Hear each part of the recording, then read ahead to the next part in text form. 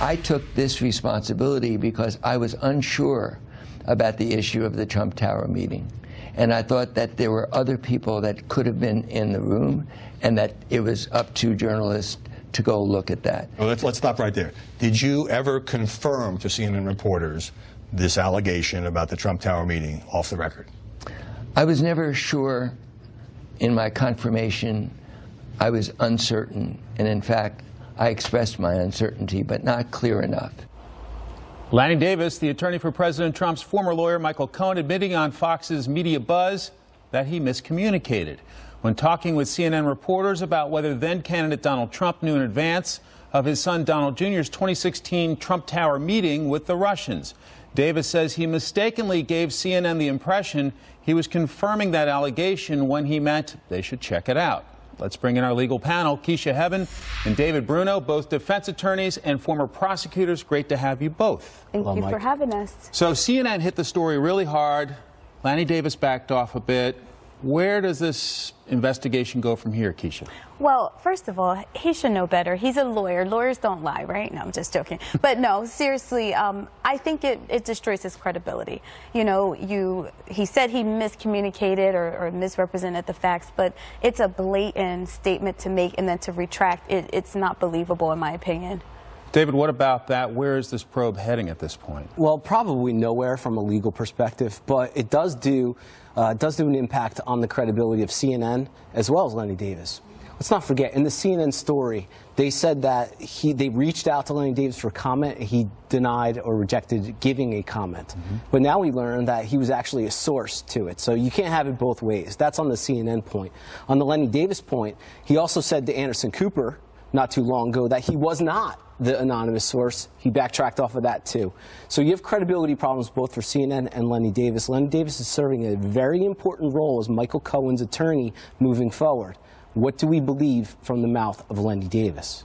Later this week will be 2 months exactly from the midterm elections. Do you have a sense that Robert Mueller is feeling any pressure to wrap up his probe anytime soon? I believe he is. And to be honest, it's been going on for a while, and we do have a lot of indictments and some plea deals. So I think that we will be hearing or having the report pretty soon. David, I want to play some sound for you from New York Congressman Lee Zeldin and then get your reaction to it. Sure.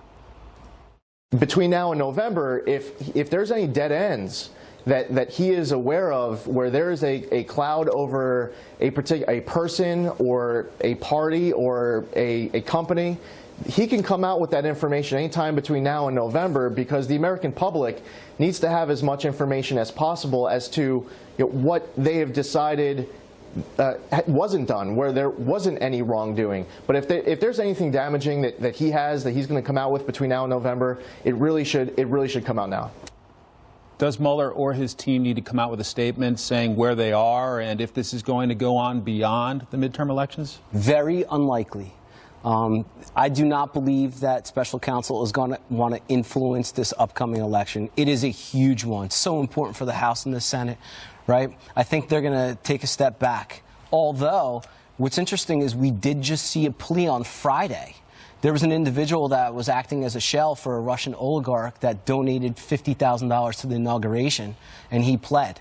So we would believe that he wouldn't want to interfere. Friday's plea does come a little bit as a surprise in that story. But I feel like from a prosecutorial standpoint, the longer you prolong these types of investigations, the more it's watered down. I think it benefits the prosecutor to, wrap this up or to give us some indication of where the investigation is heading, because the American people deserve to know, and it's helping to keep the case from becoming stale or somewhat watered down. And what's fascinating is listening to all these people speculate about what Mueller has or doesn't have, and he hasn't spoken yet, so we really don't know, right? Right, and I don't think it's fair.